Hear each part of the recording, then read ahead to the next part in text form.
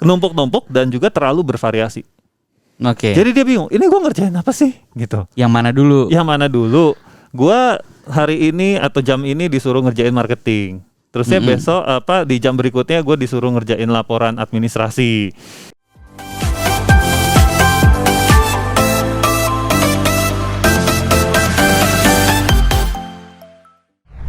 Ya, selamat datang di Cerita Usaha.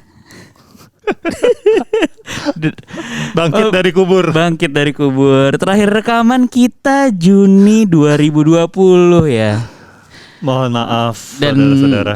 Ya ini udah berapa tahun ya? Udah hampir 2 tahun, 1,5 tahun.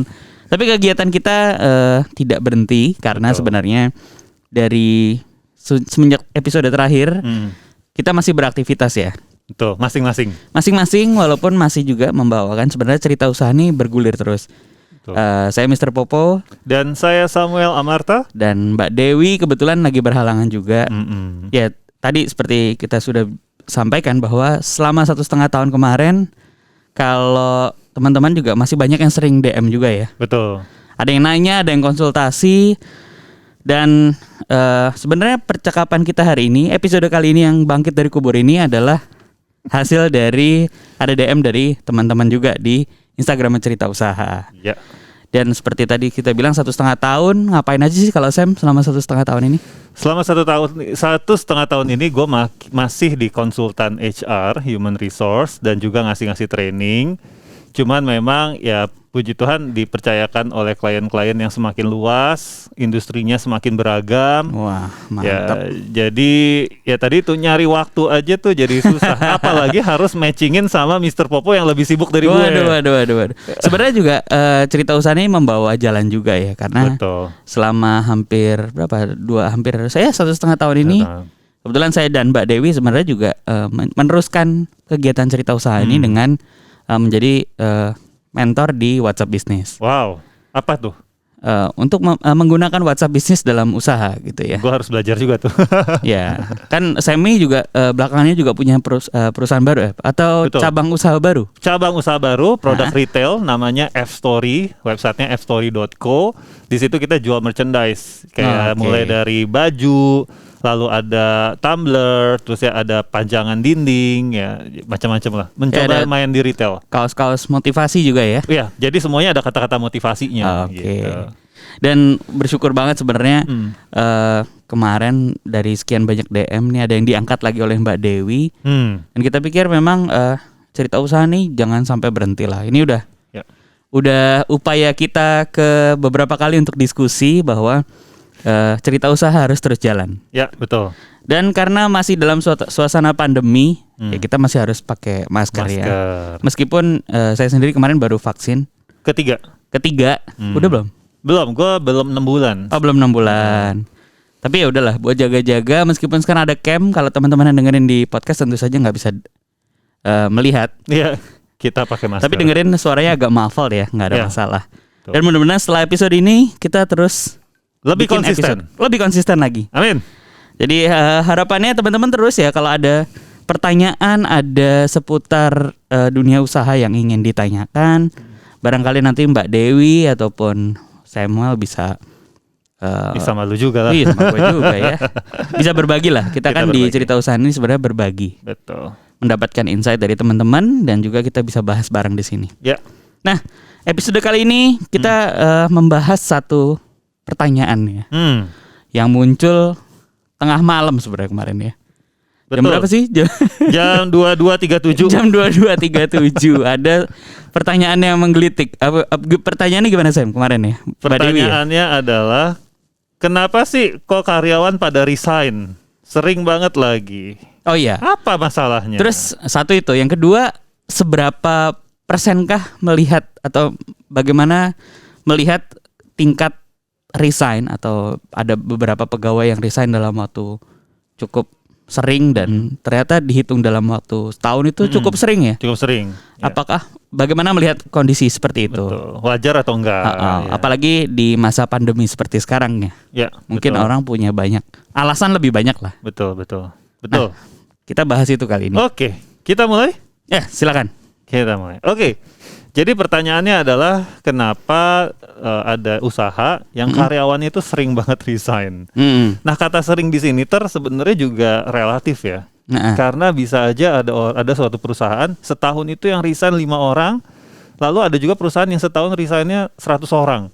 Tergantung jumlah karyawan. Tergantung jumlah karyawannya dong gitu. Iya. Betul. Jadi ini juga relatif. Tapi yang mau kita bahas di sini mungkin lebih kepada apa sih hal-hal yang bisa membuat karyawan resign tapi jarang kita sadari sebagai pemilik usaha. Sebagai pemilik usaha. Okay. Nah, kebetulan karena gua banyak klien itu juga adalah UKM, startup. Jadi sekarang ini konteksnya mungkin lebih banyak ke UKM dan startup ya. Oke. Tapi bukan berarti corporate atau yang udah established itu juga tidak mengalami masalah ini gitu. Yang pertama, kalau dari pengalaman gua melihat UKM-UKM ini adalah satu, mereka karyawannya itu merasa bahwa pengukuran kinerjanya itu nggak jelas. Jadi mereka kerja nih capek-capek. Abis itu bosnya selalu bilang bahwa kamu kurang bagus kerjanya. Terusnya ditanya. Nggak ada KPI kayak tapi nggak ada KPI. Maksudnya bagusnya kayak apa? Nggak tahu. Scoringnya kayak apa Nggak gitu tahu. ya? Oke. Nggak tahu gitu. Jadi frustasi kan. Jadi si karyawan atau anggota tim jadi merasa kayak, ini gue sebenarnya dituntut ngerjain apa sih? Yang bagus itu kayak apa sih? Yang dia tahu cuman yang jelek. Gitu. Yang selalu dia terima adalah komplain. Betul. Entah dari manajernya atau dari bosnya langsung gitu ya. Betul. Nah, terutama ini banyak juga masalahnya kalau misalkan di bagian-bagian yang kerjaannya itu sulit untuk dikuantify. Contoh, graphic designer. Wah, dia kalau selesai kan berarti cuma satu, tapi effortnya kan luar biasa gitu ya. Betul. Dan graphic designer dia nggak tahu nih, dia pusing. Yang dibilang bagus sama bosnya tuh yang kayak apa desainnya. Nah gitu. Karena itu selera kan. Nah ini jadi frustasi gitu kan. Nah, tapi sebenarnya itu sebetulnya bisa diakalin juga sih, bisa kita ada solusinya gitu kan. Ya misalnya si bosnya ini harus membimbing, mengkalibrasi sampai benar-benar punya standar yang sama. Oh ini tuh yang bagus di mata saya. Jadi dia tahu, oh ini yang bagus di mata bosnya gitu. Jadi selera itu bisa diterjemahkan sebenarnya. Bisa. Dan bisa dilatih. Dengan referensi, bukan? Dengan referensi, dengan kalibrasi, dengan coaching. Contoh caranya, misalkan lu punya desainer ya, lo yang berhak memutuskan ini bagus atau enggak ya gitu kan ceritanya. Terus saya datang ke lo, Mas, Mister ini ya gitu. Terus lu bilang nggak bagus. Nah biasanya cuma gitu. Coba lu revisi lagi. Nah itu tidak akan membantu karyawannya sama sekali. Tapi yang harus revisi lagi kayak apa gitu? Ya kan? Nah yang baik adalah lo deskripsikan yang udah bagus bagian yang mana, yang belum bagus bagian yang mana. Ya itu level satunya tuh. Dia datang lagi kan? Kan udah dikasih tahu ini. Oke, dah. Sekarang kalau masih ada yang belum bagus, lo bilang ini belum bagus, tapi sekarang lo coba pikirin apa yang kurang bagus. Wah, itu berat juga gitu. Berat, suruh dia mikir sendiri. Iya kan? Suruh dia mikir sendiri sampai akhirnya dia bisa paham. Oh, jadi ini yang dimaksud dengan Mister gitu ya, atau bosnya. Iya. Nah, ini sebenarnya tahapan ya bisa dibilang ini coaching sebetulnya gitu. Tapi kalau kaitannya dengan klien jadi beda dong. Nah, kalau dengan klien sebetulnya bisa juga. Karena kan misalnya bosnya kan terima order dari klien nih. Yang menurut bosnya bagus begini, nanti menurut klien beda. Jadi si pegawai ini kan makin bingung kan? Iya. Nah kalau itu kan berarti harusnya si bosnya dia harus punya kesamaan selera dulu sama kliennya dong. Ya duduk bareng, banyak-banyakin ngobrol. Istilahnya kalau dalam dunia kreatif SOW-nya ya. Ya maunya apa? Maunya gitu apa? Kan? Ada referensinya nggak? Betul. Nah makanya itu KPI di usaha kecil kan kayaknya dianggap ribet banget ya. Dianggap nggak perlu gitu, tapi sebetulnya itu bisa jadi akar masalah yang sehingga karyawan frustasi dan nggak betah. Solusinya itu tadi ya berarti. Di solusi poin 1 tadi. Poin 1 ya gitu. Dan yang kedua ya yang kita banyak lihat juga adalah kerjaan yang numpuk-numpuk. Kerjaan yang numpuk-numpuk, entah karena dia prokrastinator. Atau emang pekerjaannya banyak. Numpuk-numpuk dan juga terlalu bervariasi. Jadi dia bingung, ini gue ngerjain apa sih gitu. Yang mana dulu? Gue hari ini atau jam ini disuruh ngerjain marketing. Terusnya besok di jam berikutnya gue disuruh ngerjain laporan administrasi. Ya, pokoknya jadi nggak jelas nih kerjaannya dia apa. Tapi kalau dalam skup usaha yang masih kecil harusnya bisa ditanggulangi dengan apa nih kayak gini? Nah, ini menarik. Untuk usaha yang besar kan udah tersegmentasi ya. Betul. Ini ada bagian admin, ini ada bagian sales, ini ada Betul. bagian kreatif dan Betul. sebagainya. Tapi kalau di usaha-usaha yang levelnya masih ya 5-10 orang kan masih mungkin bosnya masih ngerasa ini bisa berjibaku bareng nih. Rangkap ya. Ah. Rangkap. Caranya gini tipsnya. Pertama, kita tetap harus menggambar struktur organisasi. Walaupun hanya 3 orang. Oke. Walaupun hanya 3 orang nih. Siapa megang apa? Nah, di struktur itu tergambarkan ya. Ada fungsi-fungsi apa sih di perusahaan kita? Oke. Ada fungsi marketing, ada fungsi sales, ada fungsi produk, ada fungsi apa yang lain. Oke. Nah, setelah itu kita omongin sama tim kita. Nah, kamu itu akan megang 2 fungsi sekaligus. Oke. Marketing dan produk misalnya. Atau untuk marketing kita ada lagi di bawahnya 2 fungsi, marketing organik sama berbayar misalnya. Ya. Nah, kamu pegang yang organik, ditambah megang yang product development, ditambah megang yang ini. Oke. Nah, itu akan membantu dia jadi paham. Oh, ternyata saya itu menjalani 3 peran atau fungsi sekaligus. Berarti itu harus dari awal ya. Dari awal. Jadi clear Oke. di otaknya dia. Oke, kalau bosnya ajak ngobrol, ngajak meeting, ini Pasti. clear. Ini meeting untuk produksi. Oke. Oh iya, berarti saya pakai topi produksi. Gitu. Ya. Nah, dan yang satu lagi yang jelas adalah harus jelas siapa yang punya responsibility. Jadi misalkan ada 3 anggota tim, ya kan? Yang satu itu megang marketing. Tapi karena ini timnya masih kecil, dia butuh bantuan nih sama temennya. Nah, kita harus clear sebagai leader. Kita bilang kamu boleh minta bantuan ke teman lain, dan teman lain juga ya harus sebisa mungkin bantu. Oke. Tetapi responsibility-nya itu tetap di kamu. Istilahnya PIC-nya lah ya. PIC-nya, Penanggung jawab sebuah tadi peran. core-nya itu. Oke. Perannya ini tanggung jawabnya. Nah, ini yang suka nggak jelas. Jadi kalau gue lagi ke klien, terusnya gue suka interview kan karyawannya. Gue tanya, kalau yang ngerjain ini siapa? Jawabannya keseringannya adalah bareng-bareng. Wah, itu udah kacau tuh. Iya. Ya, yang responsible siapa gitu kan? Ya, Siapa ya. yang bertanggung jawab kalau kerjaan ini nggak selesai? Itu harus jelas. Ngerjain yang bareng-bareng nggak masalah. Ya, don't get me wrong ya. Jadi ngerjain ini bareng-bareng nggak masalah, tapi responsibility-nya di siapa? Oke. Gitu. Nah, itu akan membantu sih harusnya. Oke, jadi dengan tadi ya, ini poin kedua, dengan menunjuk ataupun mempunyai work ordernya ya, atau tadi apa, organisasi di perusahaannya, itu akan membantu kita untuk menanggulangi masalah resign yang berhubungan dengan pekerjaan tadi ya. Ya, pekerjaan yang terlalu bervariasi, nggak jelas, menumpuk, tidak ada alurnya gitu ya. Betul.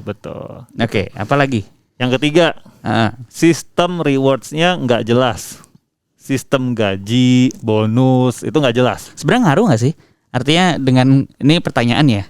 Boleh. Ketika ngomongin kan sekarang banyak artikel, ada millennials kayak gini nih, tipikalnya, atau before millennials apa generasi X ya, yang emang dia kerja dari awal. Kalau teman-teman gue kebanyakan gitu, dia kerja dari awal sampai sekarang di perusahaan yang sama. Artinya mungkin kalau kita ngomongin gaji, sekarang kan banyak sekali headhunter ya, dia ditawarin ke sana kemari dengan gaji yang lebih naik, tapi dia stay aja gitu. Nah, itu gimana ngeliat kayak gitu? Berkaitan nggak dengan generasi, dengan jumlah gaji tadi ya, rewards. Gitu. Jadi generasi menurut saya terlalu overrated. Jadi kalau kita ngomong generasi itu kan banyak banget orang ya. Iya, betul. Terusnya seakan-akan semua orang itu punya motivasi rewards yang sama. Iya, padahal kan sebenarnya enggak. Tapi kenapa artikel itu mengecilkan ya generasi itu terlalu kan? mensimplify lah. Simplify ya. I think that's oversimplified gitu.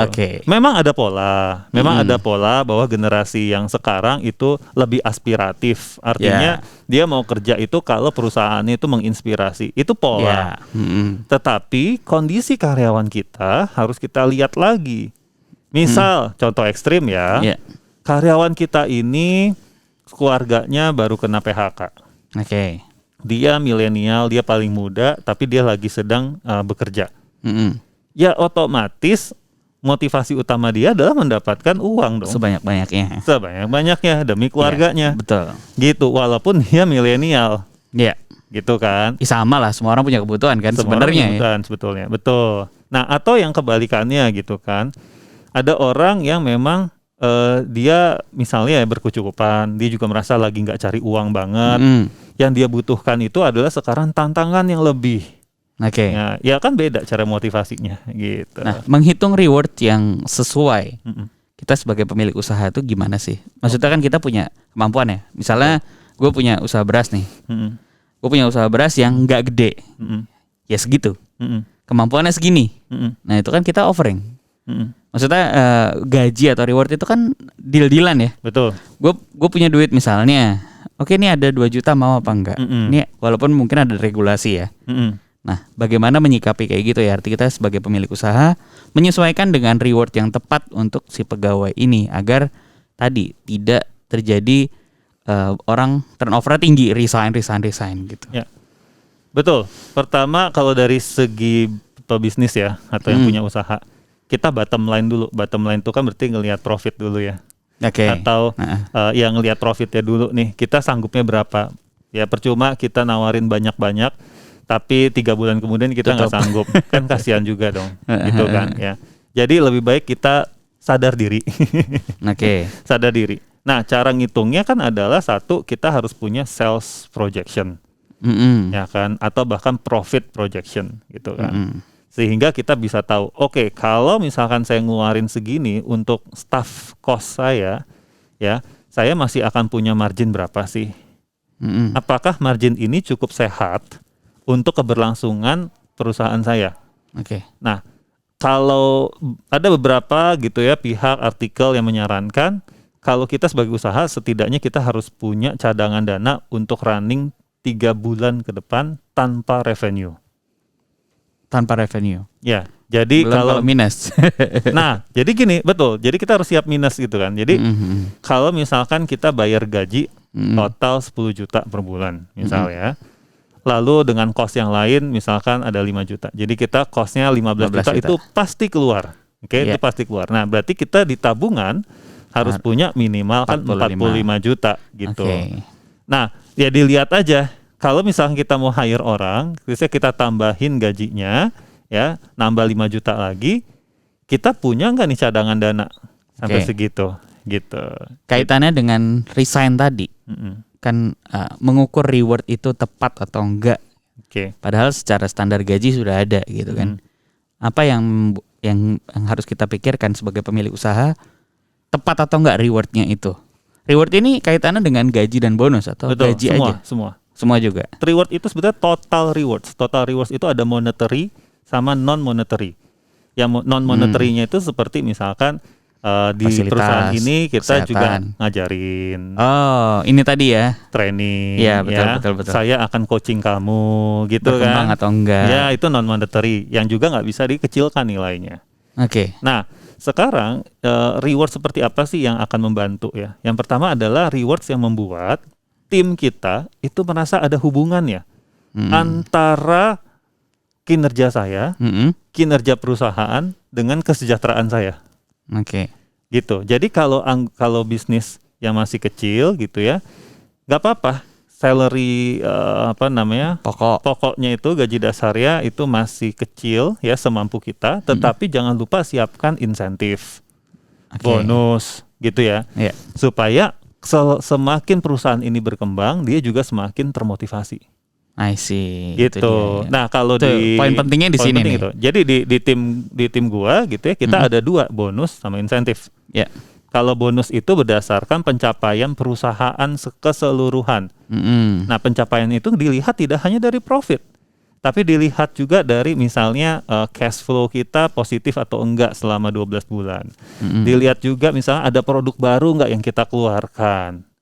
Jadi kalau itu semua tercapai, baru kita dapat bonus. Kok bisa? Ya karena kalau itu tercapai ada duitnya. Ya, betul. Nah, kalau insentif itu adalah yang direct. Jadi ke sales, direct ke sales kalau di kita. Misalnya komisi lah ya. Komisi ya, gampangnya komisi lah. Ada yang masuk ke DM gua nih. Leads nih gue kasih ke tim gue, nih coba di dealin gitu kan. Deal dapat Deal lu komisi. dapat lagi gitu. Walaupun dia bukan orang sales. Iya Gitu. iya. Jadi bisa siapa aja. Oke. Kayak gitu. Nah, ini kan akan membuat karyawan merasa bahwa wah, ternyata kalau gue makin giat bekerja, gue juga makin mendapatkan kesejahteraan yang lebih. Yes. Dan yang paling penting adalah kejelasan.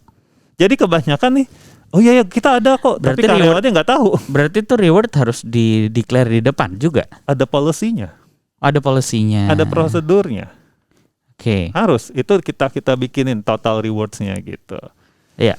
Berarti harus dikomunikasikan sejak Harus. awal ya. Harus. Kalau nggak ada malah ini membuat bingung tadi ya. Betul. Jadi di awal Januari ini salah satu prioritas gua adalah membuat internal memo. Itu gue tulisin tentang kebijakan, tentang insentif sama bonusnya tim gua Di awal tahun. di awal tahun, ya kan? Ya, ini ada tim gua nih lagi nontonin. Pasti bonusnya gede banget ya. Alhamdulillah. Amin. Yang ini ya, yang non material tapi ya. Oh iya. Iya dong. Mereka lagi kuliah. Dibohong-bohongin semua nih. Mereka lagi kuliah S1 HR. Oh Iya, gratis loh. Gratis. Ya, kan? Malah dibayar loh kan. Nah ini dia hasil bohong-bohongan nih. Jadi buat teman-teman yang dengerin atau yang nonton, ini di depan ini ada timnya Samuel semua nih. Iya, betul. Wah yang hadir banyak.